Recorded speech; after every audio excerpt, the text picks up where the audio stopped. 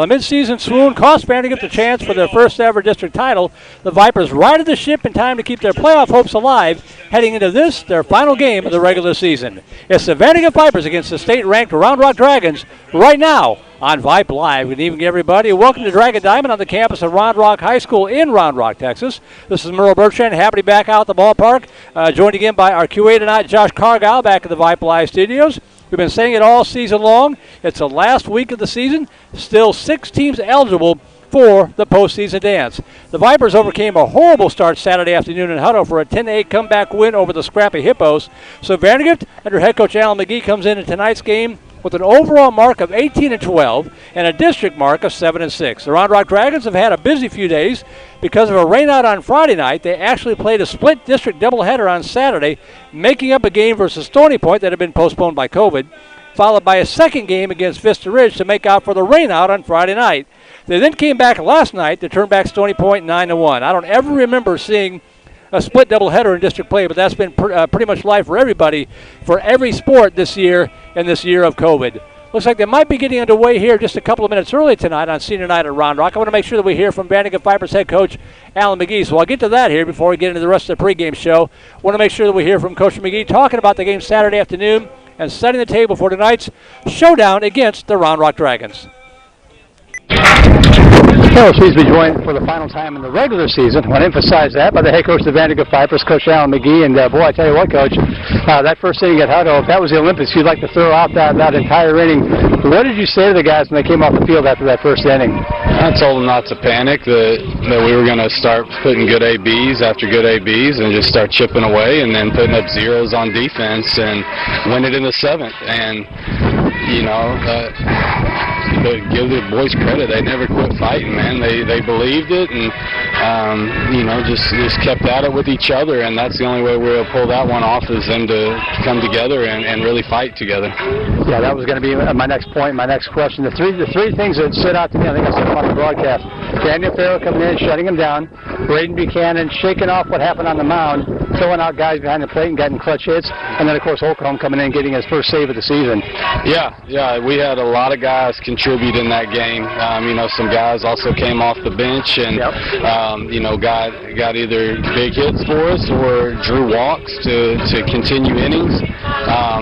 And then, you know, guys coming in and like I said, Barrow just golly, I mean, giving us 5 1/3, right? Really, really good for us. And then Christian coming in and picking up the save. There was a lot of unselfishness throughout the team on Saturday, and man, I was really, really happy with them. Really proud of those guys. And a big game tonight. The Vipers with the chance to bookend the season with wins over Round Rock. You talked about your nerves a little bit. I know I was nervous on the drive up here. What's the mood of the guys in the dugout? They're ready to get this game going. They had a really good practice yesterday. They seemed locked in. We were driving the ball really well while we were hitting, and you know, they're just going to go out and compete. You know, the hay's in the barn, and so it's just time to go out and let the chips fall where they may. Just give it everything we got. Well, any final thoughts before we let you go? It's been about 2 years since the Vipers have played a game that really meant something. Not that the regular season games mean anything, but and a win or loss tonight doesn't necessarily decide anything. But man, oh man, this is a big game. Yeah, it is. But you know, you just got to stay in the moment. You can't let that big moment, right, overcome you. You just you got to trust your preparation and that you've been there before and you've been in those situations, whether it be in practice or other games, and you're able to rely on that training that you have and be able to relax your mind and just let the game come to you. Well, Coach, I'm looking forward to it. Looking forward to seeing you either this weekend for a little bonus baseball and or next week for playoff baseball. Absolutely. Thank you, Merle. Vandega Vipers head coach Alan McGee kind enough to join us here on the pregame show. We'll take a break and be back in time for the national anthem and the first pitch. You're watching Vandega Vipers baseball on the Vype Live Network.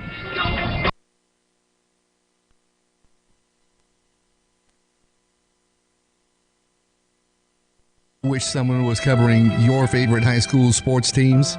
You just couldn't make it to the game and you need to find out now what's going on? Well, my friend, your prayers are answered. Go to Vype, VYPE.com and hit Find Your School to see what Vype is saying about your great community. See for yourself why Vype is the leader in high school sports coverage in Texas. Check us out at Vype, VYPE.com. When you buy or sell a piece of property, it helps to have a friend in the business. Independence Title will pick up the ball on your transaction and take it right across the goal line. Independence is locally owned right here in Austin with deep roots in the Vandergrift community. Independence is also the Austin Business Journal's #1 title company. Work with the home team at Independence Title. Call 329-5299 or go to independencetitle.com.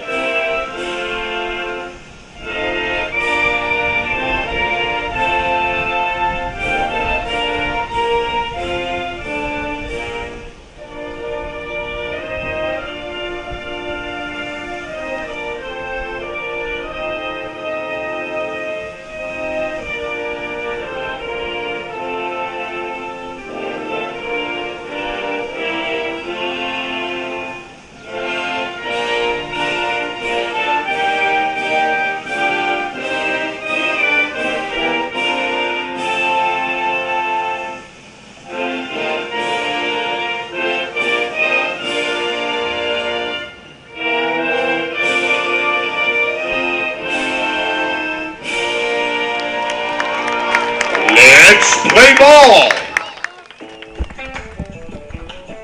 All right, we are about ready for baseball. John Prussell going to join us tonight. It's got to be a big game if John is here. And welcome aboard, sir. Thank you, sir. It took me a little while to find a place. I didn't know we had an early start, but here we are. Beautiful night for a ball game. Hopefully the rain holds out since we don't have any protective gear here. And you know what? I'm predicting good things tonight for the Vandegrift Vipers. They are in my favorite colored uniforms of theirs. Yeah, that's right, yeah. The creams. Well, here's the situation as near as I can figure it out.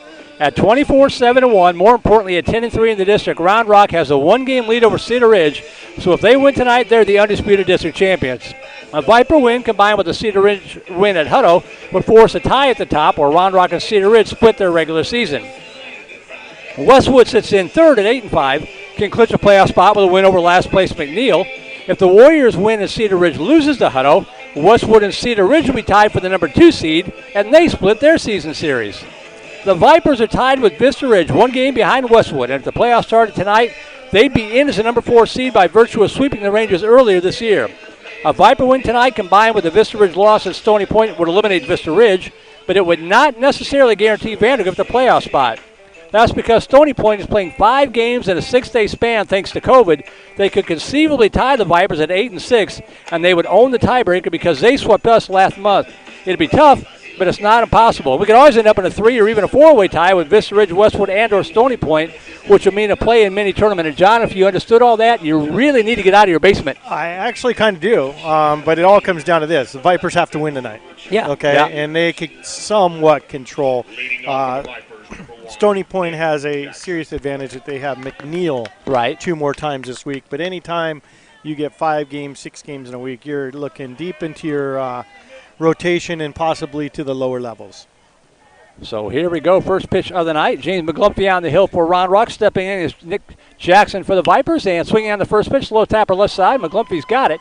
And the throw at the first, 1 pitch, 1 out. Not a good start. Nope, and I'm going to butcher McGlumphy's name all night long, but that's okay. And it's quite obvious that Round Rock's going after this game, okay? They did not throw him. Nope. I believe it was Monday night, right? Right. And they want to win the league championship here tonight on their own turf, and that's why he is on the mound. As Braden Buchanan steps in with 1 out and the base is empty. I talked to Johnny Baez, doing the broadcast for Round Rock in-house here, and he said, yeah, that Vipers beat Round Rock 3-0 to open district play. The Round Rock Dragons have not forgotten that. They haven't forgotten it, and I think they're a different team now. I mean, do COVID, too. Kind of affects everyone differently. We don't know what we saw, but you could tell they've had a lot more difficult preseason schedule and kind of schedule so far. So, you know what? No matter what, it's going to be a tough ball game. We got Oklahoma on the mound tonight, so you got 2 stud pitchers going.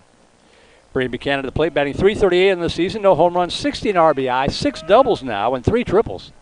And swing and a miss there, 1 ball, 2 strikes. And you're going to see a lot of that from him. He sets him up fastball, then curveball away. And the one thing about him is he's just got that dominating off-speed pitch. You know, he'll keep people. There's no one sitting dead red fastball here tonight.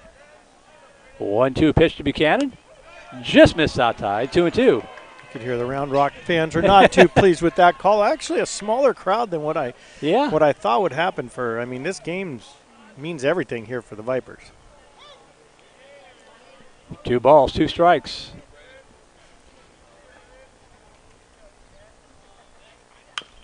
Tap foul. Defense is set for the Round Rock Dragons. Ian Bamberg, Lawson Knight, Parker Kuhn, the outfield left to right. Jacob Castillo, Thomas Soto, Trey Garza, and Brooks Berry, the infield third to first. Austin Munguia behind the plate. And, of course, James McGlumpy, right-hander, senior on the mound for the Dragons. 2-2 pitch. That ball drilled into center field and making the catch. The sliding catch by the center fielder, Lawson Knight. I thought that was going to get down. I did too, and that ball was just crushed by Buchanan there.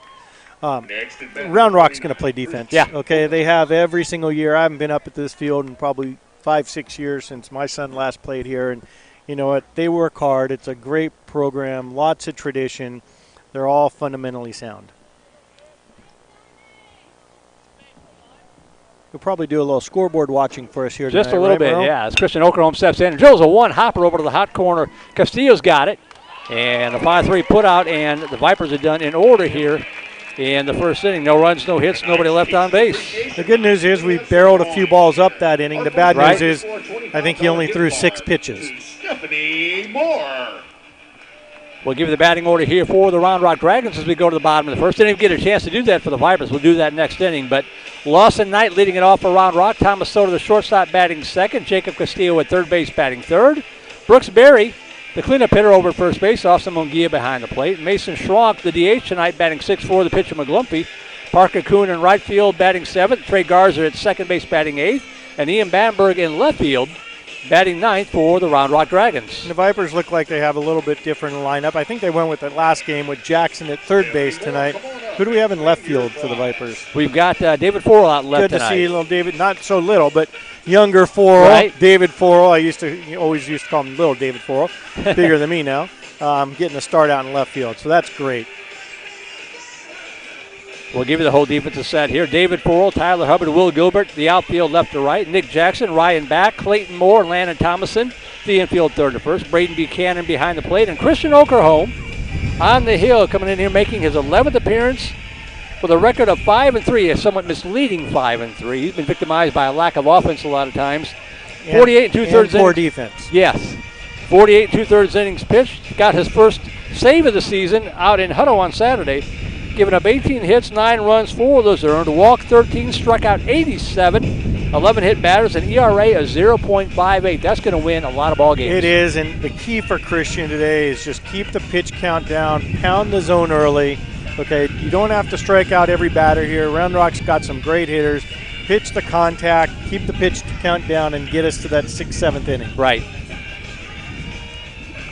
And it was good to see him come in relief. You know, if we do advance, or even in a play-in game, which we might have, or play-in games in which we might have, you know, Daniel Farrell's really stepped up and established himself. Okay, I'm not sure. I know Reimers was hurt. Is he back at all? What's that now? Is Reimers back? I don't think know so. he got hurt. I didn't see him at Hutto. No. Yep. So he's probably out. And again, you know, it's going to be how deep can this bench go, and what's at the lower levels that they could start bringing up and throwing. So here we go. Lawson Knight to center field to step in, lead it off.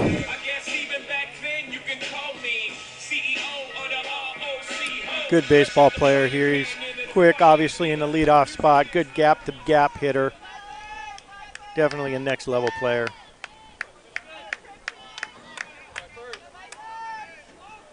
Venerable Dragon Diamond in Round Rock, Texas, on the campus of Round Rock High School. Dragon Stadium up the third base side to our left, and Okerholm spins him off the plate inside ball one. He's acting like he got hit. He should have just dropped the bat and ran to first. Speaking of getting hit, I was umpiring a few games this weekend, and I took a couple balls behind the plate. Yeah, you kind of look like you might be rooting for Round Rock with that kind of a bruise. I know. That's in the call strike one. My son-in-law said, come out and umpire a few games. So we did a select tournament, 7 games in one day. I'm not for that. 1-1 pitch, down low, ball 2. All grass and dirt here, the way God meant it to be played, except for right around home plate. They've got the field turf right around the home plate area. Like Vandegrift, they take field maintenance here very seriously. Always a beautiful facility here. Swung on, fouled straight back. Probably right where I just parked. Probably. 357 to the left field foul pole. 314, a short porch to right field. Interesting, 390 to the left field power alley. That's the deepest part of the ballpark. At 377 to dead away center field, 355 to right. So very asymmetrical here, Dragon Diamond. It is, and the good thing is for the Vipers tonight, with the powerful hitting Dragons, the wind is blowing in. It's a little roller and back is not going to have a play. That ball just took forever to get to him. It is, but you got to be coming in on that, field it cleanly. I mean, he was fast getting down the line, but that could be the difference here, Merle. Yep. We got to make those plays, just like their center fielder made that play. It's gonna. I mean, I think it's gonna be a one run, 2-run ball game here. So here's Soto stepping in from the left side. I hate to say it, but I just felt a couple drizzles. Unless you're it's been doing it off and on. Shows bunt and snapped it down to first. They got him, but the first baseman Thomason was coming in for the bunt, so not in position. Lucky that ball actually didn't go out to right field. Yeah, we got a couple of raindrops here. I checked the radar 3 or 4 times before I came. It's really supposed to get bad about 11 o'clock. But you never know. Never know, right? It's been cloudy and kind of drizzly all day long. Pleasant, it's about 75 degrees if you like humidity. This is your kind of weather.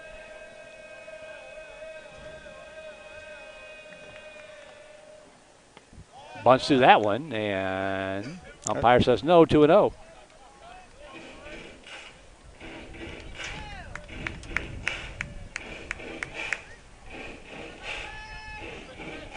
Two balls, no strikes. Runner at first, just underway here from Dragon Diamond, bottom of the first inning. Toss over to first, runner back. Big game here, Merle. We've got people listening from Santa Fe, from Colorado, from Tennessee. There goes the runner off first, and the throw down, got a shot. Nope, up the shortstop side, and that'll be a stolen base. Viper Nation is out there and supporting. Most wins. Did you know that, Merle? This is the season of the most wins I meant to look that up, actually, and I forgot. I couldn't tell. I couldn't remember from 2 years ago when the Vipers made the playoffs. Yep.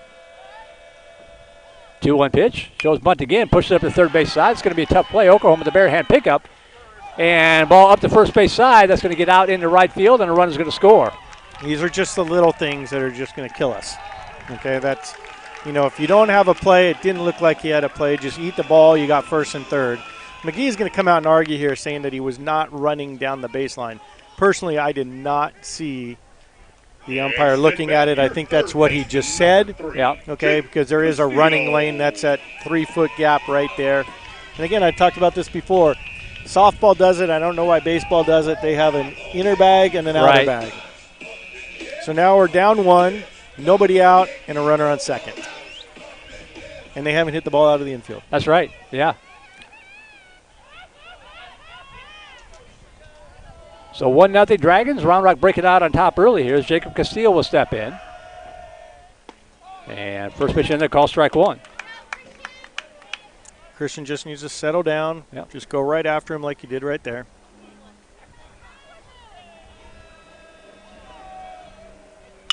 Ooh, a line shot up the middle, and that's going to get out in the center field for a base hit. They're going to wave the runner around. Here comes the throw to the plate. It's going to sail all the way back to the backstop. And Ronnie second. No, they got him off second base, and the throw's going to go out into the outfield, and it's horrible. Fortunate he stayed at second base. 2-0 Dragons. Hate to say it, but Vipers are very lucky right there that there's not a runner on third with nobody out. This might be a good time for McGee to take a trip to the mound, and as I say that, he's taking a trip to the mound. Got to settle him down. Just get out there, calm everyone down. And no disrespect meant to Huddle, but you can come back from down several runs to the Huddle Hippos. Absolutely. Ron Rock's a different animal entirely. Just got a text from the record holding parent Barry Klassen listening from Tennessee. Proud parent of Danny and Matthew Klassen, who hold probably 7/10 of the Viper records here for all hitting categories. Both of them doing well. As a matter of fact, Danny's graduating from the University of Texas right now and accepting a job in New York City. So congratulations to the entire Klassen family. That's pretty awesome. Yep. He got done Thanks in 4 years. Me feel old. He got done in 4 years. I'm still asking Grant what's going on. He says, Dad, I like school so much, I want to stay another year. That's right, a career student. As Brooks Berry steps in and takes the first pitch inside, strike one. So 2-0 Dragons. And the good news is Christian is working ahead. He's working ahead with the breaking ball. They're not, they're looking fastballs, so they're obviously taking on that. That's a little flare and caught there by the second baseman, Clayton Moore. I like the move more over to third to second, bringing Jackson in at third. I do too. I mean, I don't know what stemmed it besides, probably just some inconsistencies over there, and maybe Moore plays a better second base, but he's really settled in nicely over there. So 1 out, runner at second. Austin Munguia, the catcher, stepping in. 2-0 Round Rock on top here early. And it's good to see Jackson a little bit versatile coming in from the outfield, being able to play the infield. I believe, is Jackson a senior? I believe so, but I can't remember. And then I saw on the JV game, there's another Hubbard kid in the program, and I'm willing to bet that that's a brother relationship of the center fielder here. You could see the winds blowing in. Forrell in left field is just in so far. Yeah. Taking every advantage to get a base hit throw out at the plate there. And that pitch down low. 2 balls, no strikes to Munguia.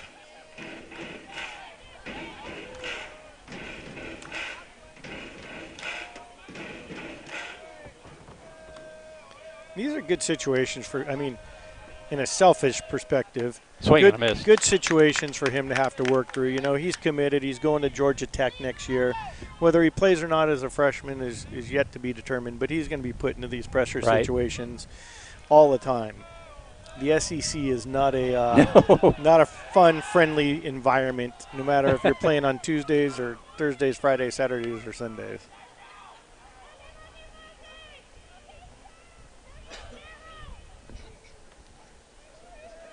Two balls, 1 strike.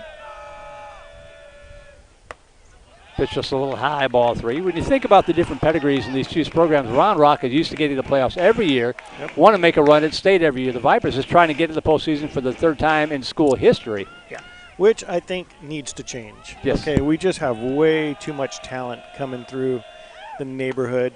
Good pitch there. And it really shows when you see a lot of these kids excelling at the next level. Right.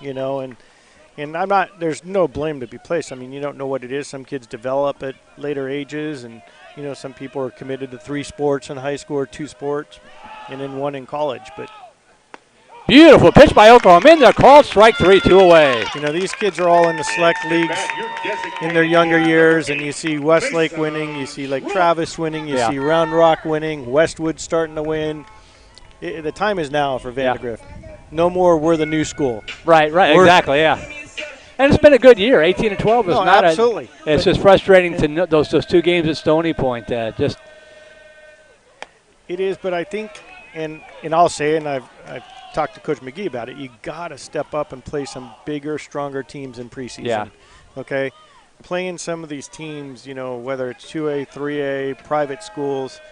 I know you want the tournament games, but let's go to Dallas or Houston and face 90 out of the gate, for 5 games in a row, so you're used to seeing it in district. And then come to what the bar is set at. Yeah, exactly.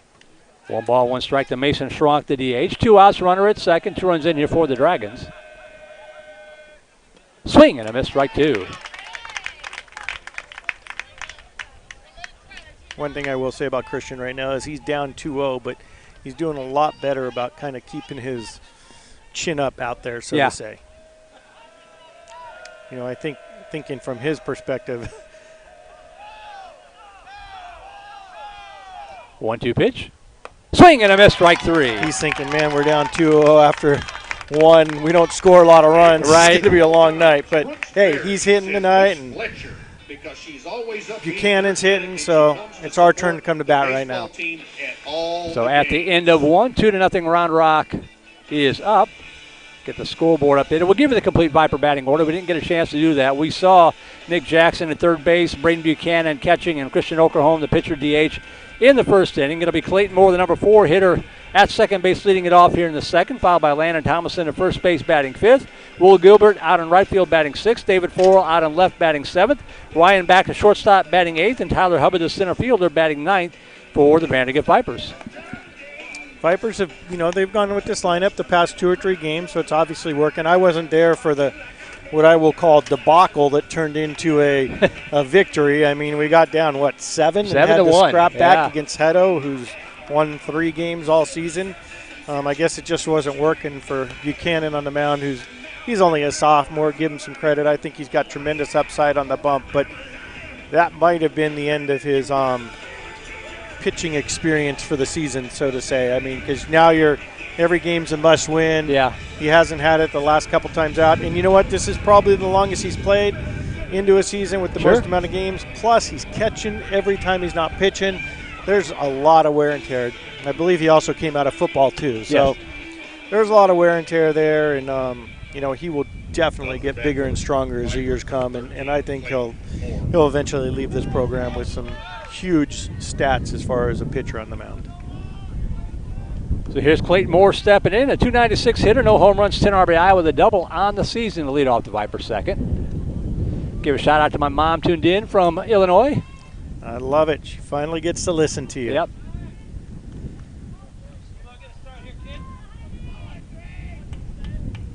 And the first pitch showing bunt, pulls it back.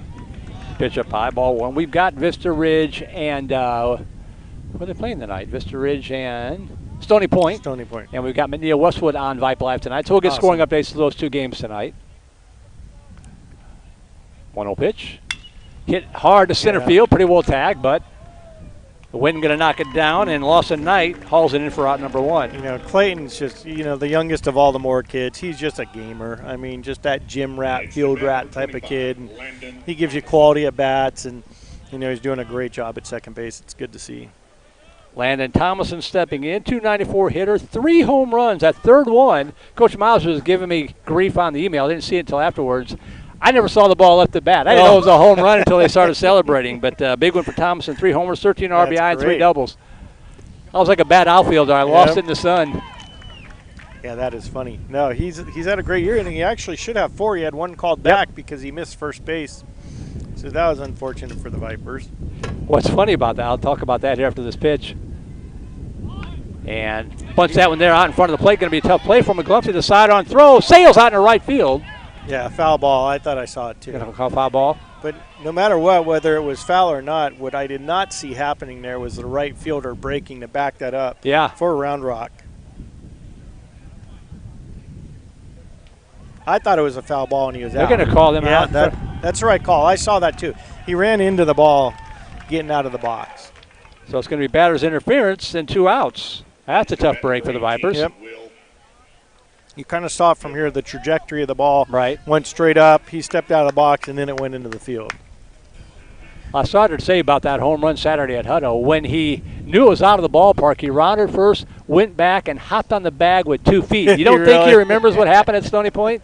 That is funny. Good for him to have some humor in it. Will Gilbert batting .319 in the season, no home runs, 10 RBI with 4 doubles on the season. Will the Thrill. Fouls that one out of play to the right side. Strike 1 to Gilbert. Almost got my car back there. I didn't realize how close I was parked until I'm sitting there staring at it. Well, it's been 5 years since you've been here, so. Exactly. Swing and a miss, strike 2 to Gilbert.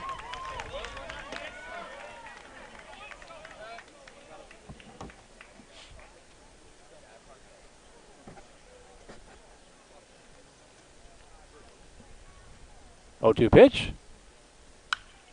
Foul, out of play to the right side. Count remains 0-2 to Gilbert. Surprising that he came back with that curveball there. He's so behind on the fastball. All you're doing is speeding up Gilbert's bat there by throwing him a curveball. You're not going to see another curveball right now. It's going to be a high fastball.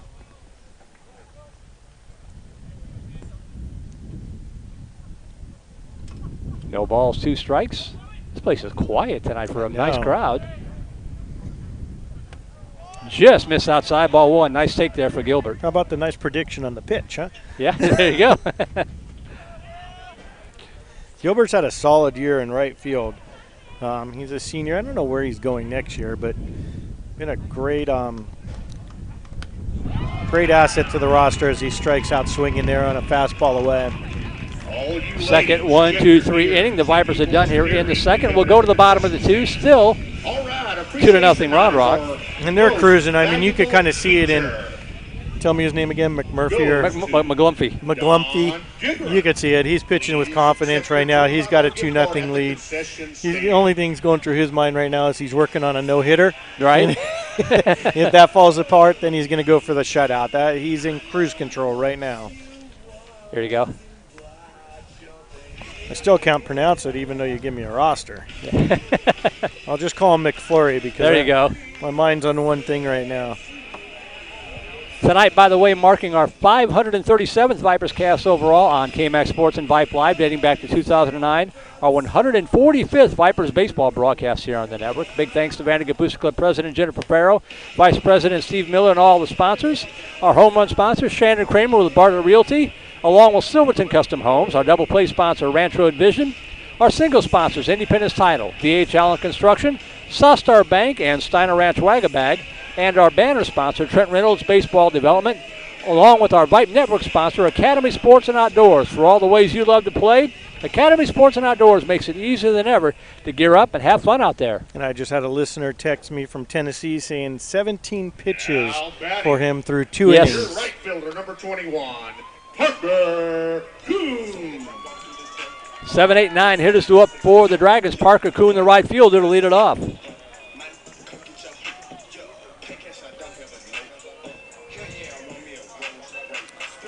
The one thing about this Round Rock team is they're deep and they're well balanced as he swings at the curveball and misses. I mean, they do the little things, bro. Yeah. They play catch, they bunt, they run.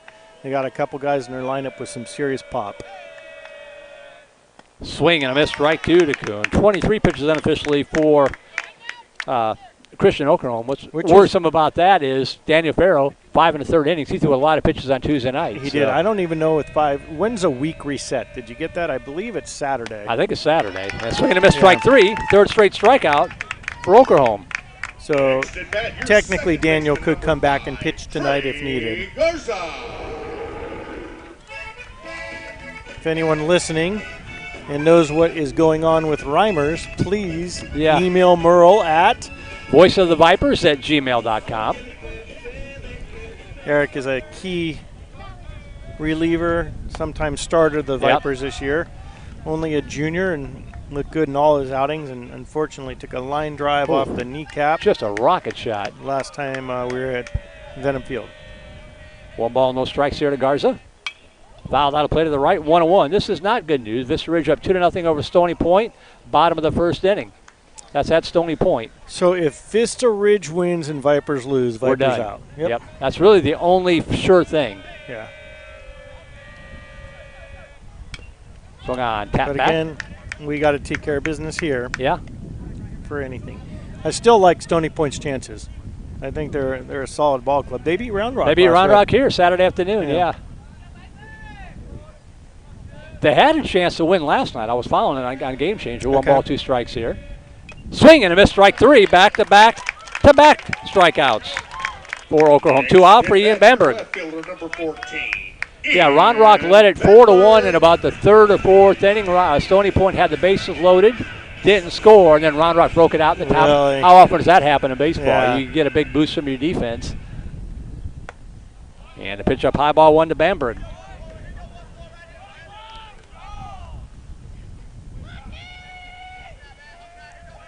Christian looks like he's settling in right now. Off speed stays. And the call strike will take it. The only fix the real fix I see with Christian is when he misses, he always misses up. Yeah. And he's going to get killed at the next level missing up. They will correct that. Yes. Okay, at Georgia Tech. Otherwise, he won't find the mountain there. But, in any type of Division I baseball, you got to be low. You got to be lower end of the zone for sure. Just down low, ball 3. But that little slider right there of his is just wicked. You know he's putting a lot of pressure on himself here because the Vipers have not produced a lot of runs behind him. Yeah, I mean, if he's out there right now, he's probably thinking, not only do I have to hold him at bay, but I got to come up with the 2-run home run at some point to get us back in this game. Nice comeback pitch there to work the count full. 3 balls, 2 strikes to Bamberg.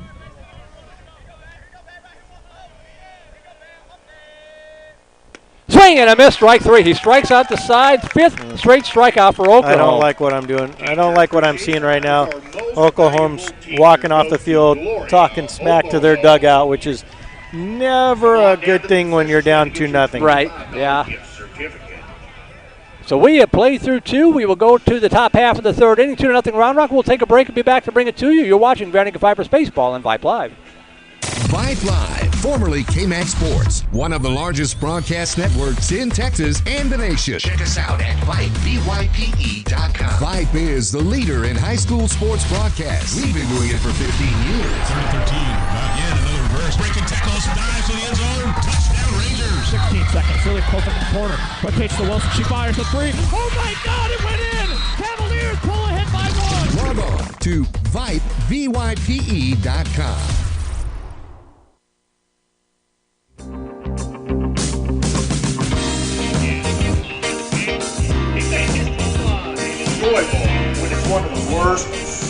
Go to the top half of the 3rd inning from Dragon Diamond. Merle Bertrand, John Prussell here. Josh Cargyle, our QA, keeping an eye and an ear on the broadcast back at the comfy, cozy Vype Live studios, better known as his living room. Don't want to think we're charging the Booster Club too much money to support a fancy building somewhere. It's going to bring up David Forrell here to lead off the top of the 3rd inning. Up to bat number 6, David Forrell. Now, Forrell is 2 for 13 at the plate with 3 RBI, but he's walked 7 times. I think he walked 3 times at Hutto on Saturday. No, and the majority of his base hits have also been in district, which Coach McGee looks at. You know, he's definitely hitting the better pitching right now. He's played his way into this lineup. Helped by Jackson moving over to 3rd base so he could take over in left field, but getting the job done. And the pitch down low, ball 1 to Forrell. It's good to see it. I know he started the season with a little preseason injury, which didn't help, I think, in his throwing arm. Not official, but just through the friends of the family grapevine. Pitch in the call strike. 1 ball, 1 strike to Forrell. Forrell back and Hubbard due up here for the Vipers. McLemphley just dealing right now. He's probably sitting 89, 90 on that fastball. I'm trying to get a look at the real Jugs gun over here to our left, not the little pocket radars. That's just a nasty curveball there. Especially after the fastball. Yep. 1-2 the count. Right now, David's singing to himself, that just was not fair.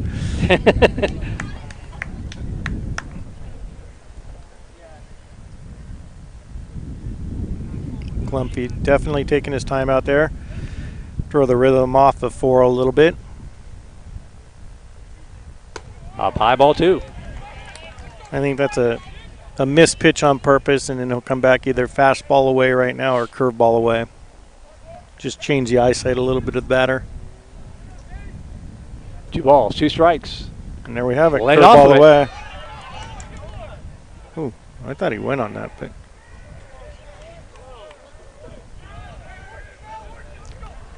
Good at bat here. Yeah, made him throw some pitches. Exactly.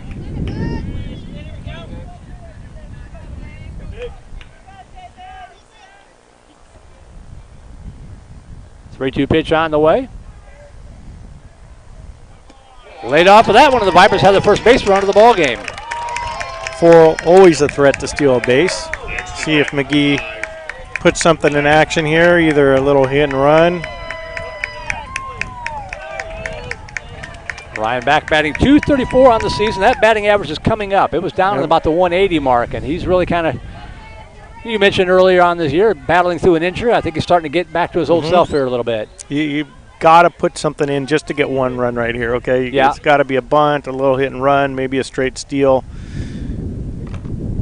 Put the pressure on them.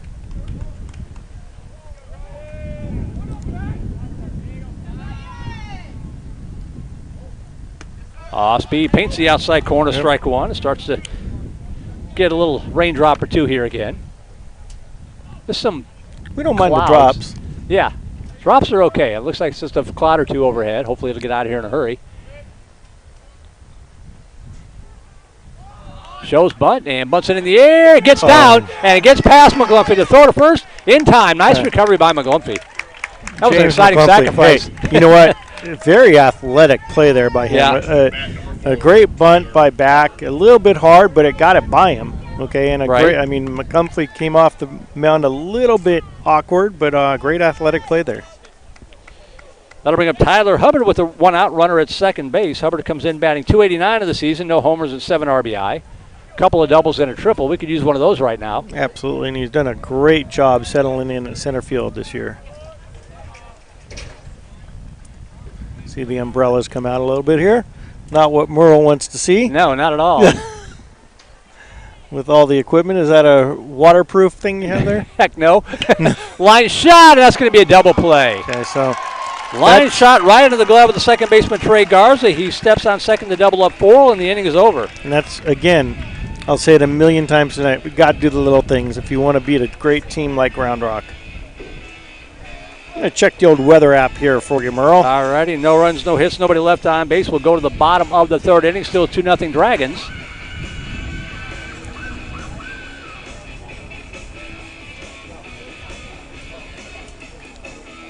Yeah, we're not getting anything here till 9 o'clock. So this is just random stuff. The outskirts of the front. Yeah.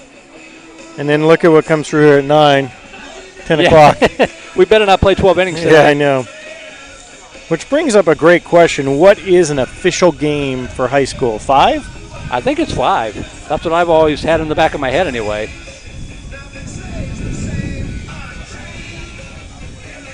So top of the order to up here for the Dragons, Knight, Soto, and Castillo.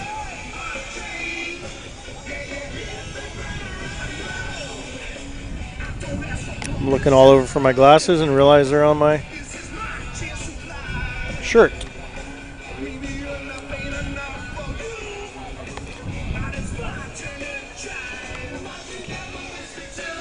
Thank you, ma'am.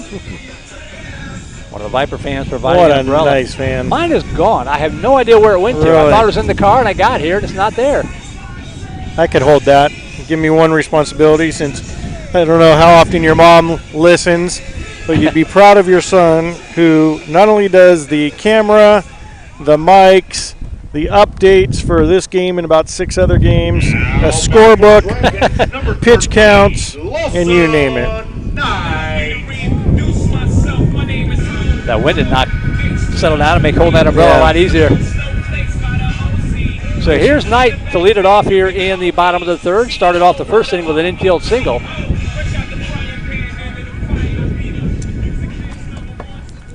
So this is key right now for the Vipers. Get through this top of the order without any damage for the second time. Swing and a miss, strike one. Great first pitch strike. 13-pitch inning, last inning for Oklahoma. That's what he needs to do. Absolutely. And I'm watching some of the, I guess you could say, competitiveness go on between the Dragons and Oklahoma on the mound. There's a lot of bantering going back and forth, which is always fun to see. And you see the stare down there from the batter. Yep. So there's some fun stuff going on. They're going to challenge each other with their timeouts and things like that. 0-1 pitch. Just inside, ball one.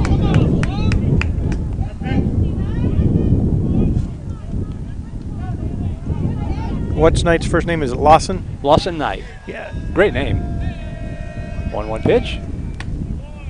Paints the outside corner. Definitely not afraid of Christian. No. He's giving Christian, like, come at me right now. Let's go to battle.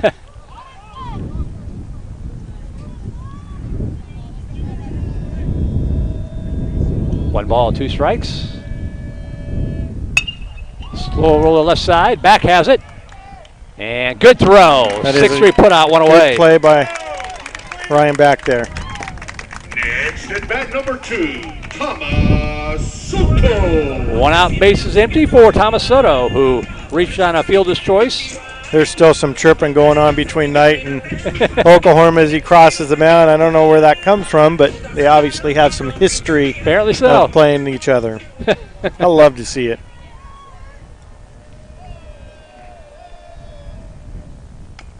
Check swing. That's going to be a slow roller. Oklahoma with the bare hand pickup and can't peel it clean. Just pulled up too early. Yep. Now Christian needs to just settle down right here and go right after him. Hit bat number 3, Jake Castillo. Second Viper error of the ball game puts Soto aboard for Jacob Castillo. RBI single in the first. I'm assuming Castillo's playing first base tonight? Third base. Third base tonight, yep. Okay. I think our rain has stopped if you want to get rid of the umbrella for now. Make it a little easier on you. No problem. Pitch in there at the knees, call strike 1. So important in these situations, especially with the runner on first, to get ahead in the count. Now, Round Rock, it would not surprise me if they put the runner in motion, do a little hit and run right now. Swung out, lifted foul down the left field line. No balls, 2 strikes to Castillo. You could see the Round Rock coach out there with the stopwatch, and what he's doing and what people do in baseball is they're timing the pitcher's delivery to the plate, and then they know the catcher's pop time for an average, and then they also know how fast it's going to take their runner to get down to second. So they're going to play the odds. That's a base hit. Yeah, slaps it out to right field. Getting to it quickly is Gilbert. So runners at first and second with 1 away. And great base running there by Round Rock. They picked up their third base coach right out of the gate, and he wasn't going anywhere, especially with your number 4 hitter coming up. Yep. Runners on first and second and only 1 out. Brooksberry lined out to the second baseman, Moore, back in the first inning. Round Rock coached by John Carter. He's been here for forever.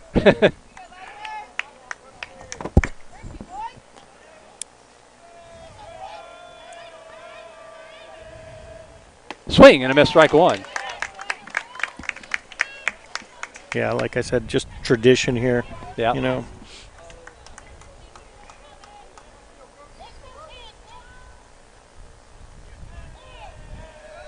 Oh, 1 pitch.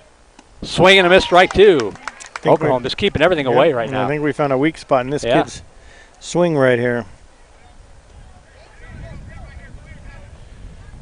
1 out, runners at first and second for Round Rock, batting here in the bottom half of the 3rd inning.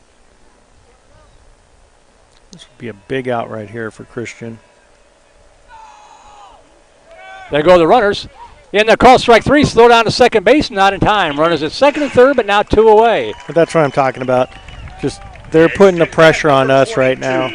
Austin Munguia. It's a great double steal right there.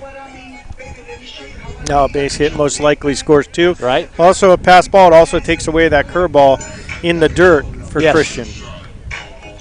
So runners at second and third, 2 outs for Munguia. He struck out looking. That was strikeout number 6, by the way, for Oklahoma. Nice curveball, bends in there for call strike 1. Sky's brightening now. Go figure. Yep. And Christian's curveball has just gotten so good over the years. 0-1 pitch. Talked to his dad a little bit before the game tonight, and you know, just hate the fact that we missed pretty much the entire junior year. Missed out a whole year of seeing him develop. Yep. 1-1 pitch. Swing and a miss, strike 2. He's dealing right now, that's for sure.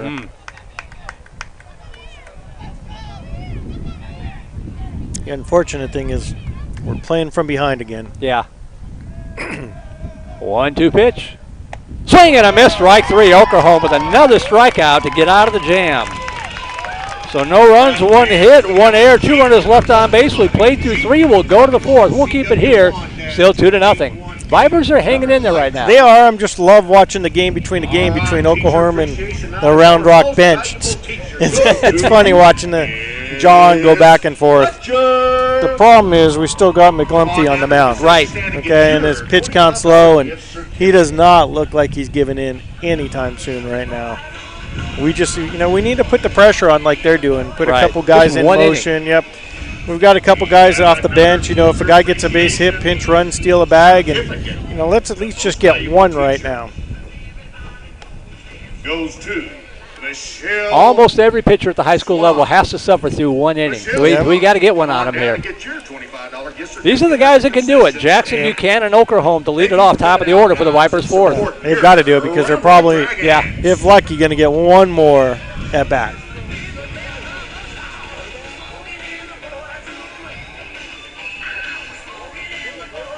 I'm going to do a reverse jinx right now. All right. I don't believe McGlumphy has given up a hit yet. He has not.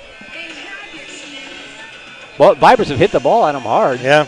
I see what you're doing there. I like that. Says his favorite teacher of all times is Joshua Stevens because he was always Jackson come in tonight. Swung on the first pitch, didn't even give you a chance to give you his numbers, but a .315 hitter, no home runs, 19 RBI, 4 doubles, and a triple for Nick Jackson. It seems like he's hitting a lot higher than that because this kid is always on base. I'm curious to see what his on-base percentage is. No, almost 400, so. Yeah, that's 100 points higher, yeah, 80 points higher. That makes a little bit more sense. Leading the team in runs scored and singles, also plate appearances and at-bats. Outfielder playing third base now. We've seen him pitch a little bit. All speed up high, ball one. Well, McNeil's not going to help us out at all. Westwood leading the Mavericks 9-0 in the bottom of the first inning at Westwood. Wow. Yeah, but that's what you expect from McNeil. I'm sorry, they've just had one of those seasons. Sky high pop-up. That'll poke a hole in the clouds. Drifting over into foul territory and making the catch is the third baseman, Jacob Castillo, for one away. Next at bat number 15, Braden Buchanan. Buchanan on the season, a .338 hitter, no home runs, 16 RBI, 6 doubles, and 3 triples. I think I got his numbers in. Yeah, and this is what a 500 on-base percentage for Buchanan. Gets a lot of walks, a lot of hit-by pitches. The one thing he needs to work on, it will come, okay, is he's got 22 strikeouts on the season. Right. Okay? If he could cut those in half next year and then half again, and that's why he's being looked at as a next-level hitter. Just a sophomore, don't forget. 0-1 pitch.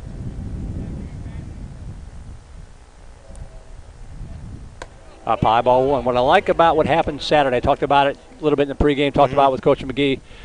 Lifted, game didn't go like he wanted it to from the mound, came back in, threw out 2 base runners, had a bunch of hits. That's phenomenal. Just shook it off. That off-speed stays up high, 2 balls, 1 strike. The mental part of the game is most difficult. That is great to hear. I believe he's also going to be a quarterback in the football program. He'll be battling for the starting position, I would imagine. 2 balls, 1 strike. That one drops in there for a strike, 2-2.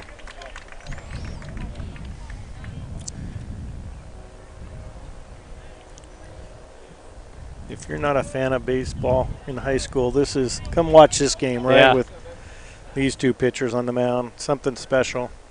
2-2 pitch. Ground ball up the middle, and it's going to get out in the center field, and it worked. Yep, there's my reverse there jinx you go. right there.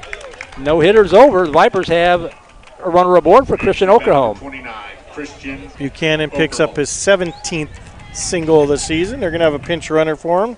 Looks like Thomas Allen going to come in and run here for Buchanan.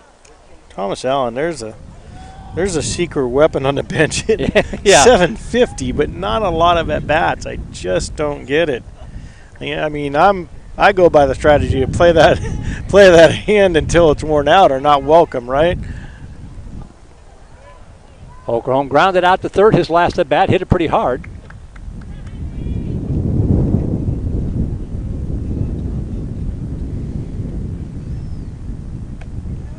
Stays high inside, ball 1.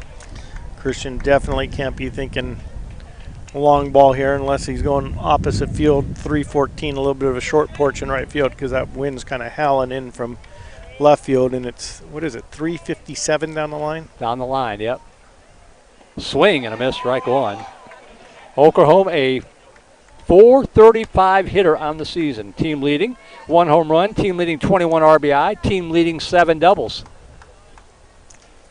You're missing out a team leading on base percentage of .543. Yeah. Not a bad guy to have up in this situation. 1 ball, 1 strike, 1 out, and pokes that one foul at the first base side. 1-2 the count. 2 big stats that Coach McGee likes is he's got 7 2-out RBIs. Okay. However, to go along with that, he's left 28 runners on base. So let's get this one on and let's get this one home and not add to that. 1 ball, 2 strikes. Popped it up out of play to the right. We'll do it again. Just missed that, and yes, he knows he did. it.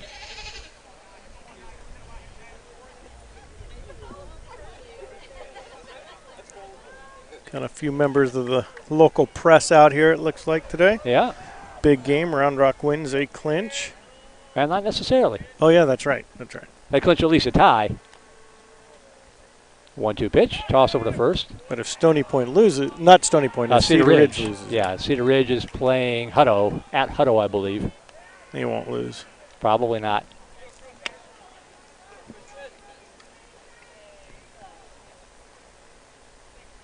One-two pitch. Popped out of play to the right. This is a good at bat here for Oklahoma. Yeah, Christian's been battling all year. Great to see again. I posed the question at the beginning of the season. We didn't see him hit his freshman, sophomore, and junior year. So McGee saw something in the offseason here. Or either that or Christian, he just got tired of Christian begging him to hit. So. Cedar Ridge leading Hutto 1-0. That game in progress in Round Rock. That's top of the 4th inning. 1-2 pitch. Tap foul. We'll do it again. Christian doing a great job. I mean, that's yes, a nice curveball he's throwing out there, and also a tight slider. And Christian's doing a great job battling them both off. Where would we be without that interweb thingy? I know.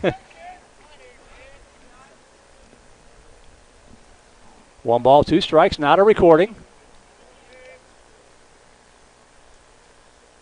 There goes the runner. Up high. 2-2. And the runner dives back into first. Allen gets back. 2-2. Good move by Allen. I wasn't sure if it was just a bluff steal, which is a play sometimes they put on, or he didn't feel he had a good jump. Yeah. Sometimes even with the steal sign, if you don't have a good jump, you don't want to go and be hung out to dry.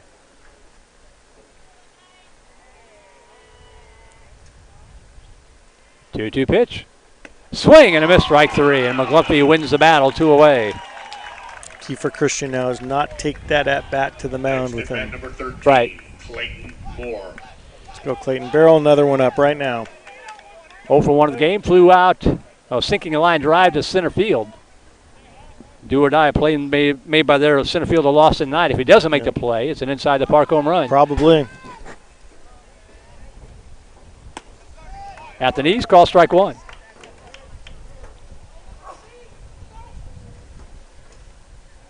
Clayton's brother getting some playing time at Stanford University right now.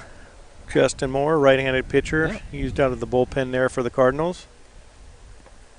That ball in the carpet, gets away. The throw down to second. It is out. In time. A recovery by Austin Munguia, and throws a strike to cut down Allen at second base.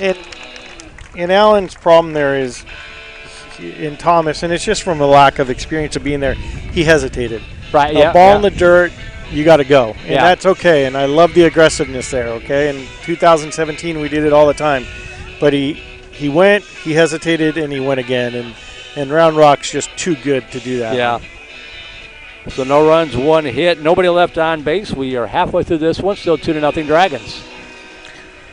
Fortunately or unfortunately, I don't think that we're still going to be on the air as the other games are wrapping up because this game is moving along so quickly. Well, if you're looking for a silver lining, at least they made McGlumpy throw some pitches, but I don't know if it's going to be enough to matter.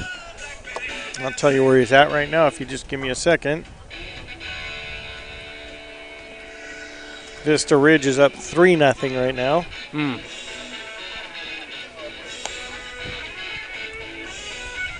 I've got him at 42, but I may have missed 1 or 2. I'll tell you what the old game changer says here, Merle.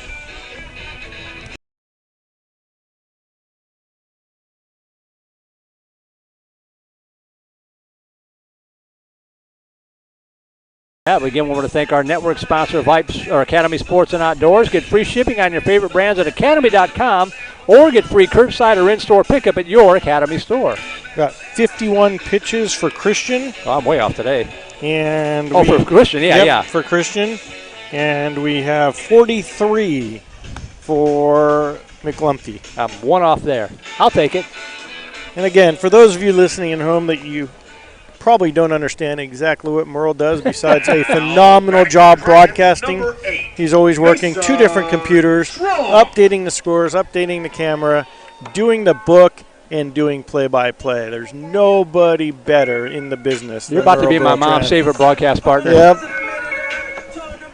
I am your only broadcast partner. 6, 7, and 8 hitters due up here. Mason Schronk takes the first pitch in the strike one. It'll be Schronk, Kuhn, and Garza to bat for the Dragons here in the bottom of the 4th inning.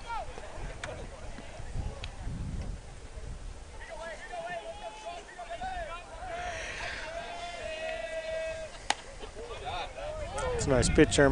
Malcolm just didn't get the call. Yep. 7 strikeouts so far for Oklahoma.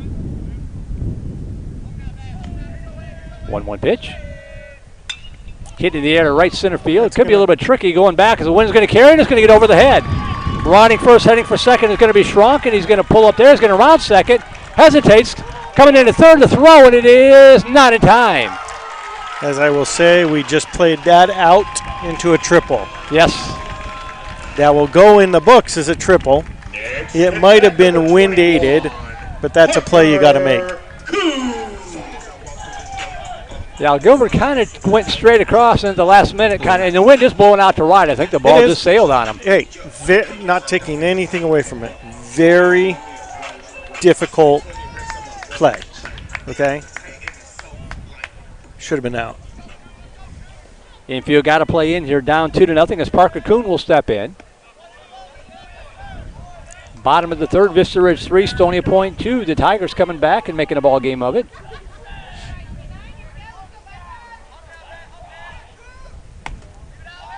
Outside 2-0. If Ron Rock hangs on here, Stony Point has to beat Vista Ridge to keep the season alive. Nope, absolutely. Swing and a miss, 2-1.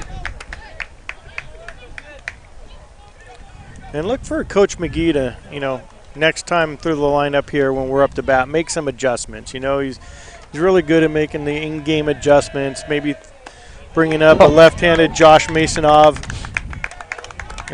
Good left-handed hitter off the bench, to see this pitcher next time through.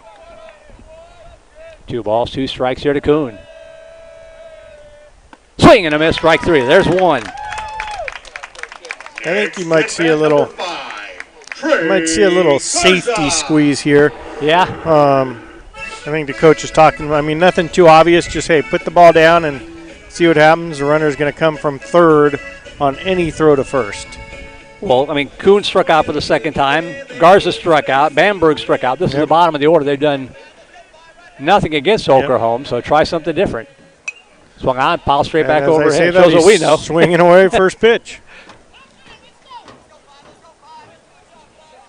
1 out. Infield still in with 1 out. You might have said you're squeezing second pitch, too. Swing away on the first one. Nope. Oh, boy, that looked awful nice. I got to say, where is that pitch? Maybe a little low, but I've seen it called a strike earlier tonight. Of course, I umpired 7 games over the weekend, and I got booed a few times. Oh, I'm sure. No matter what, someone doesn't like you. That's what I've learned out there. 1-1 pitch. Missed outside, 2-1. Christian's asking for a new ball, as it's not the ball's problem, but Round Rock team lets him know it's not the ball either. Right.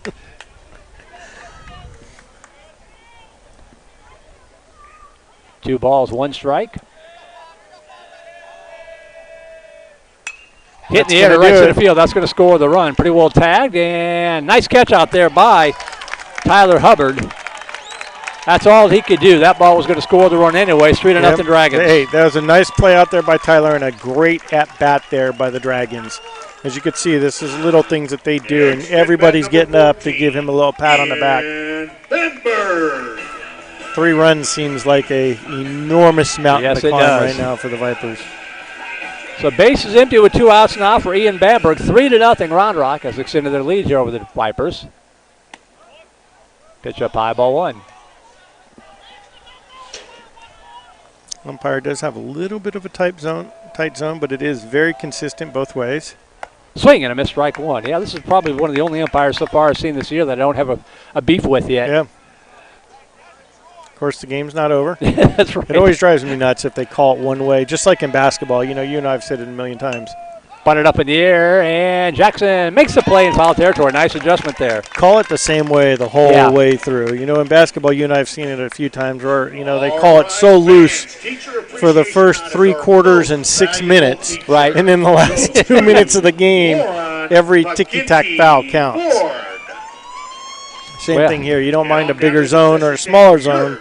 Just keep it. And you can kind of see Coach McGee and his assistant coach, I'm not sure which one right now, talking it over about what they're going to do. They got to do something offensively right now and get a little left-handed bat off the bench here. Just mix it up a little bit for going against them. Well, pretty quick inning for Oklahoma. Did give up the 1 run, the leadoff triple coming back to bite them. And I think, what's the assistant coach's name? I'm blanking. I want to say Hipple, but that's not right. Hinkle, I think. God, you think I would know that off the top of my head. Yeah, Jared Hickle. Yeah, Jared Hickle. And along with Ed Wolkine and Barton Cheatham on the coaching staff. And I just think they went over, and as I said, they just told Josh Masonov to get a bat and start swinging it. But it'll be Clayton Moore to lead it off. He was at the plate when Allen was throwing out trying to steal on what would have been a pass ball. voiceofthevipers@gmail.com, our email address here if you want to give us an email. Coach Miles, if you're out there, if you want to give me grief about missing any other calls. Appreciate it. Thanks. Home runs happen so rarely in high school baseball. I hate missing one. I'm shocked Coach Mauser's not here tonight. I am too. Yeah. You know, come on, Coach. What else are you doing besides the million other things you do there on campus for the football and basketball programs and all the other relentless amount of hours you put in over there? I guarantee he's over a witch's brew stirring up some offensive plays again for football. As Moore steps in to lead off the Viper half of the 5th inning. 9 outs remaining to get at least 3 runs here. One of the greater young minds in the UIL coaching world for offensive alignments and offensive coordinators in the 6A level. Can't say young anymore. He's been there, probably 8 years, right? Yeah, quite a while, yeah. I'm kidding, Blake. You're still a puppy. Squid up the first base side, but foul. Coach makes the play. 1 ball, 2 strikes. We're obviously not here to talk about football, but that's what I'd like to see out of the baseball program is let's start building that tradition. Right. And I even talked to my son and some of his friends, like, start going back over the break. Start going over and saying hello to the programs. We see it in basketball all the time. we see it in basketball. Yeah. We need to see it in baseball and get the kids to buy into the program. It's so close. It is. You know, knocking on the door. Coach McGee's got him in the playoffs two of the last 3 years, not counting last year. 1 ball, 2 strikes.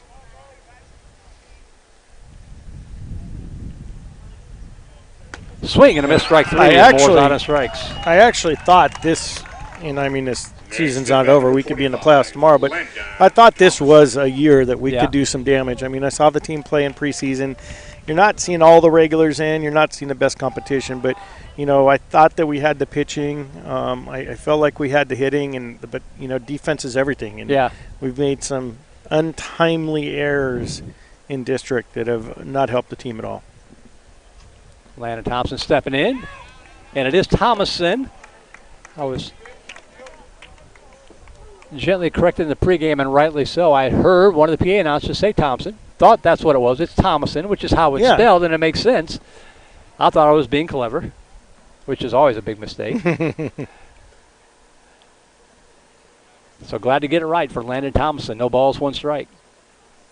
Hits that ball hard to center field, and center field has started back and then comes in. And Lawson Knight hauls it in for out number 2. Next at bat number 18, Will Gilbert. Will Gilbert's not batting right now. It's going to be number 17, That's Josh Masonov. Yep. What I said earlier in the day, and go to the lefty off the bench. This kid could swing it. Merle, he's committed to a phenomenal baseball program at McCook Community College. As a matter of fact, he has a big signing day tomorrow. It's a 2-year school. He's going to do some damage there with his swing from the left side of the plate. His brother's doing exceptionally well. Kyle Masonoff was in the program a few years ago. He's excelling at Laternal, I believe it is, as a third baseman, first baseman, and right-handed pitcher. So this kid's a ball player. Not sure why he's not swinging it more often, especially against the dominant right-handing pitching. Looks at the first pitch, high and away, ball one. Comes in batting .320 on the season. No home runs, 3 RBI with a couple of double and limited plate appearances. It's so hard when you get limited action, and I know we've missed a couple non-district games during district. And those always allow the kids like a Masonoff who's not playing to kind of stay fresh, and he really hasn't had that advantage. Yeah, we missed both of them the past couple of weeks. We were supposed to play Taft on Saturday. We were supposed to play Georgetown the week before and had to play a district game because of weather. I'll give you another perfect example. A kid years ago, swing and a miss right by the name of Tyler Lusher, right? He got off to a little bit of a slow start. We used him off the bench a lot. He had some big hits, but he could never really find that groove. And guess what? He probably leads VANDEGRIFT with the most amount of collegiate home runs ever hit by a former Viper in college. Popped up down the left field line, giving chase in foul territory, and coming on and making the catch. That was a fair ball.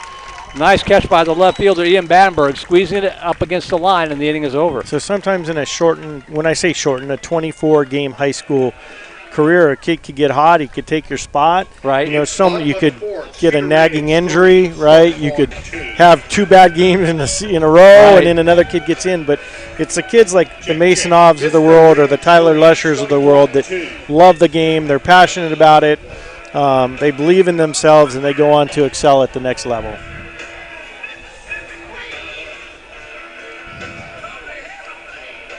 It looks like Josh is going to stay in left field, so he'll get another at bat, which is good. Going to right? Yeah, going to right field. I'm sorry about that. Forrell's going to stay in left field as number 6 is trotting out there. So big inning. We need a hold right here. Come back up and get a run or 2. So the outfield now, Forrell, Hubbard, and Josh Masonoff. Still Jackson, back, Moore, and Thomason, the infield third to first. Buchanan behind the plate. And Christian Oker home. Pitched well.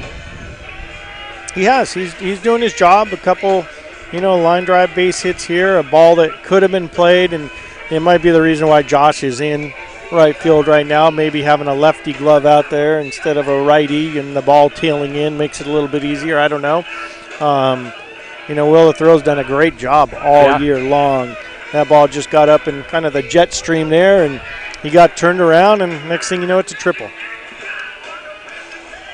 Top of the 5th inning at Cedar Ridge. Raiders leading Hutto 4-1 now. So Cedar Ridge keeping the pressure on Round Rock. Again, Round Rock comes in 1 game ahead. Batting for the Dragons, number 13. So Round Rock still has a game to play, right? No, they're done after tonight. Round Rock's done after tonight. Yeah. Okay. They're 1 game ahead. If they win, Cedar Ridge has 2 more to play. I think they're done after tonight too. Yeah.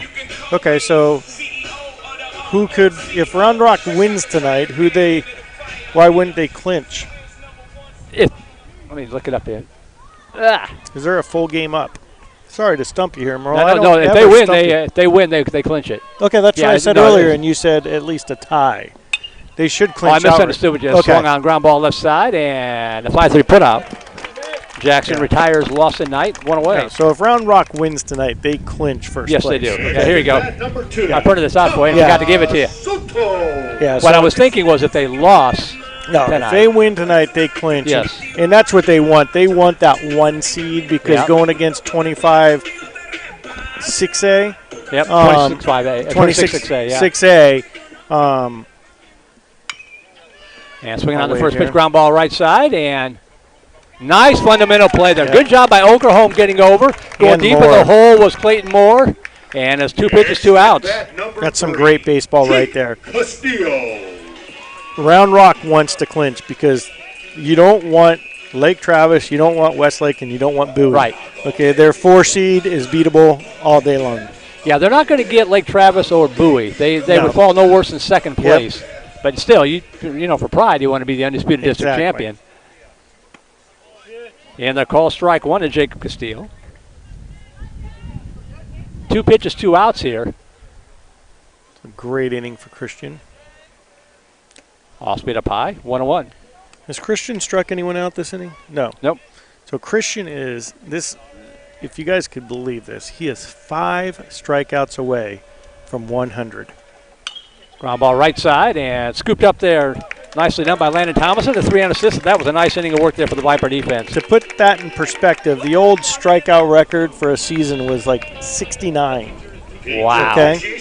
And he has a chance. I mean, he's already shattered the record. Okay. And he has a chance with a few more outs here, and I'm sure he knows it. Yeah. If he gets 5, he could put 100, a triple-digit number on the board there. Well, they're going to give him the benefit of the doubt because, again, Daniel Farrow pitched a bunch of innings. Even if he's got, even at the odometer reset, that's still a lot of pitches on an arm. No, I think this. I think you're going to see both these pitchers throw a complete game regardless of the situation, unless something just crazy happens. I had and I learned so much from her. So bottom of the order due up here for the Vipers. 7, 8, 9. Forrell back and Hubbard due up. We'll see if that's who actually comes up here. Down by 3 runs. You're definitely going to see Forrell come off the bench here. You know, again, through the grapevine, I think Forrell's a good fastball hitter, okay? And this guy's obviously a good fastball pitcher. The unfortunate thing is he also has a wicked little slider and curveball, okay? But Forrell's going to put the ball in play here. So just to bring you up to speed with Westwood winning big and Cedar Ridge leading Hutto by about 3 or 4 runs right now. If this game holds up, Round Rock would be number 1. Cedar Ridge would stay at number 2. Westwood would clinch at number 3. Then it's going to come down to whether or not Stony Point can come back and knock off Vista Ridge to keep the Vipers alive. Then the Vipers would have to hope for Stony Point to lose one of their final 2 games against McNeil. Exactly. Although if you get into a 3-way tie, it's a mini tournament. Which with the weather, I don't know, because if they don't get those ins, I think everything has to be certified by Saturday night, and we have some inclement weather coming in, and then it goes to a coin flip. Yeah, lovely. That's you play all season for a coin flip. That's not what you want. No. But I'm sure there's, even with some bad weather, there's some spots they could get in on a turf field somewhere here I would in imagine Austin. so, yeah. Glenn comes to mind, Liberty Hill, pitch up high, Georgetown. 2 balls, no strikes to Concordia, if they're out. Yeah. If they're out of there this weekend. They will be, if the Vipers win tonight, I can guarantee you McGee's going to be scrambling for fields, because I think it also goes to you can't play at a home site. Right. Hitting the air to the right field line, but tailing foul. 2 balls, 1 strikes here to Forrell. Forrell walked in the 3rd inning.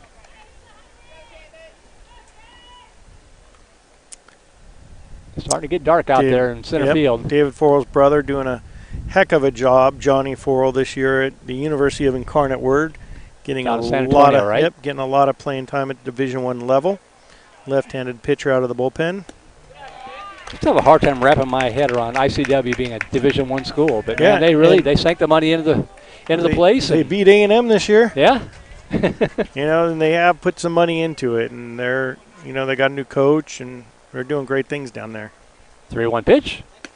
I mean, if you think about it, I see it really developing over the years, because there's not that hotbed university right there in San Antonio, and there's a tremendous baseball, whatever you want to call it, youth development in that area. So a lot of the kids that want to stay home, you could see it, really competing over the next few years. David Forrell does what David Forrell does. He draws yet another walk to get on board. Get the leadoff guy on. Back, a nice sacrifice bunt. Almost beat it out for a base hit last at bat. Swung on, foul tip. A little bit different situation right now. Yes. You're not down 2, you're down 3, so you're hoping for a little bit bigger of an inning right now, because right now if you're Round Rock, you're just counting outs. You have 6 more outs, right? 6 more outs to get, and the ball game's over. Yeah, that was a 2-run game 3 innings ago.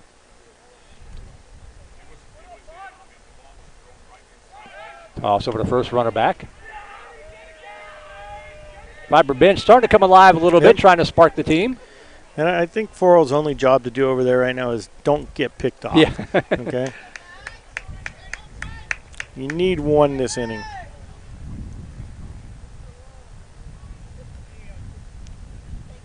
That's a base hit. Going to be caught. No. They're going to double them up. Oh, they throw it away, and the Vipers catch a huge break. Wow. Wow. Back ripped it to right field. A nice catch by the right fielder, Parker Coon, but his throw to double up the runner up the line.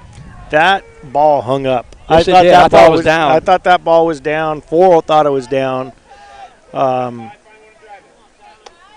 Forrell, he was not running on the pitch. He was running on contact. So right. Very lucky that the errant throw there that he got back to first base in time. So one out runner still at first for Tyler Hubbard. Lined out to the second baseman, his previous at-bat.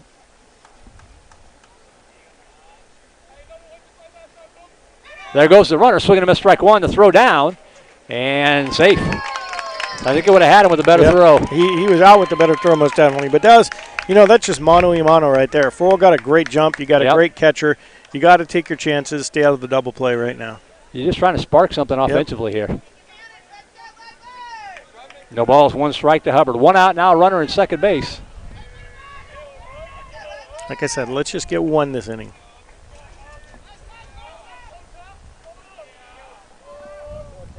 McGumphy has not had any pressure pitches this game.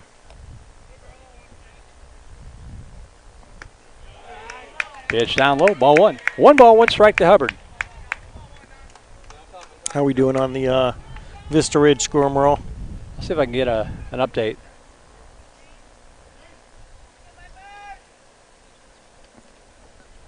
One ball, one strike. Thanks to Josh Cargile, keeping an eye and an ear on the broadcast for us tonight to make sure that we're staying on the air in this stormy weather. Swing and a miss, pulled the string there, strike two. The question is, are we? We are.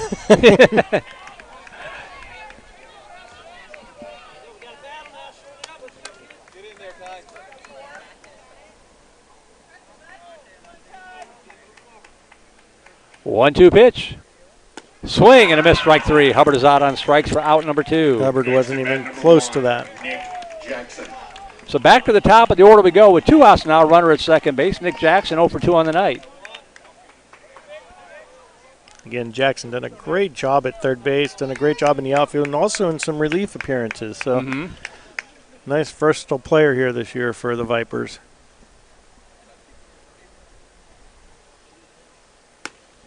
Miss outside, ball one. Throw, a little high. And Forrell dives back in. Again, Forrell, you have one thing to do. Don't get pit. Right.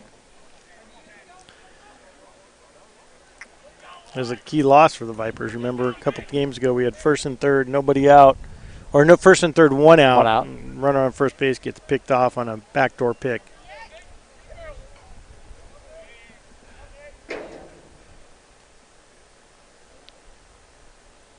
One-zero pitch.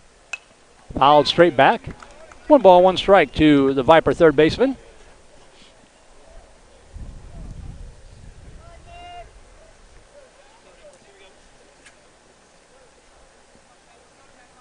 Nick choking up on the bat. I like to see that.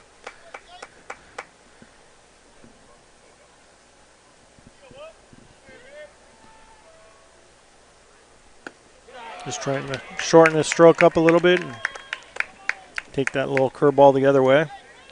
Still 3-2 Vista Ridge, top of the fifth inning at Stony Point. Let's go Stony Point. Tonight, let's go Stony Point. You don't like to back into the playoffs, I know. but somebody's got to get there. Yeah. 2 balls, 1 strike. Bat handled into right field.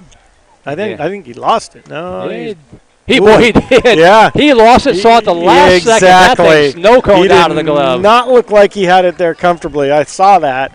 And he's telling his friends out there right now, like, I don't know how I caught that.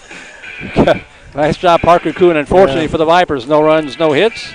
He did not see that ball, and he just happened to be in the right place at the right time. Boy, little things in baseball, isn't it? So here we are, Merle. We're down to our final 3 out. Yeah. The good news is we have 2, 3, and 4 coming up. Christian's got to get a hold right now. Definitely taking his time getting out of the dugout, and this could be it. He's 5 strikeouts away from 100, but you could only get 3 in this inning. Right. And unless we score again, he'll be that. Yeah, I've got him at 71 pitches. He really threw 23 pitches in that first inning. That's how much he settled down. Yep. This might be one of his fewest pitch counts of the season.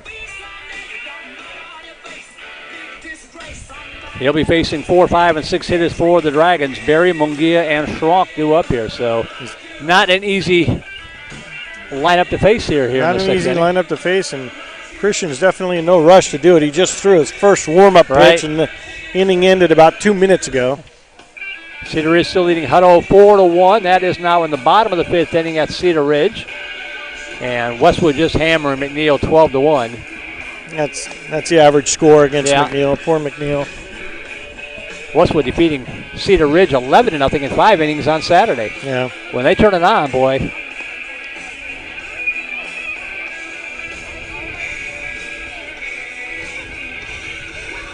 Big night for the Forel family out here, and the Masonov family, and the Miller family. I'm looking around at and also the Allen family. There's some families here that are at the end of an era. End of an era, yep. Once it's the last game, not saying this is the last game, but Dave, you wonder, like, between those families and a year spread apart, they've been out here for 8, 9 seasons in a row, depending on how it's worked. Barry shows bunt, gets it right back down to Oakrome. He feels it cleanly and fires a strike. 1 pitch, 1 out. Christian's just bitter that he couldn't strike him out. Next at bat, number 22, Austin Munguia. Here's Munguia. He's 0 for 2 tonight, struck out twice already.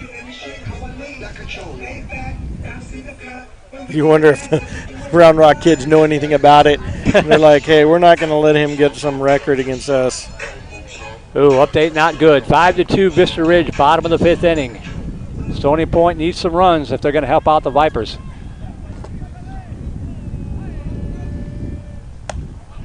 And they're called strike 1 to Munguia. If Vista Ridge wins and VANDEGRIFT loses, Vista Ridge is the number 4 seed.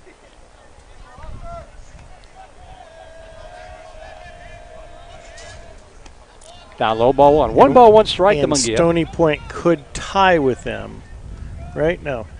Yes. Yep.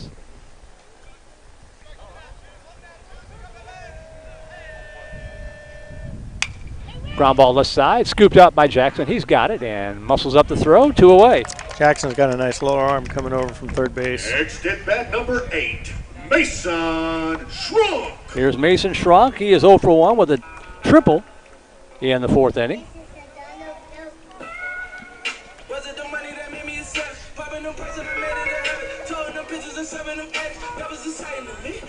And what inning is that Vista Ridge game in? It is in the bottom of the 5th inning at Stony Point. And they're called strike 1 to Schronk.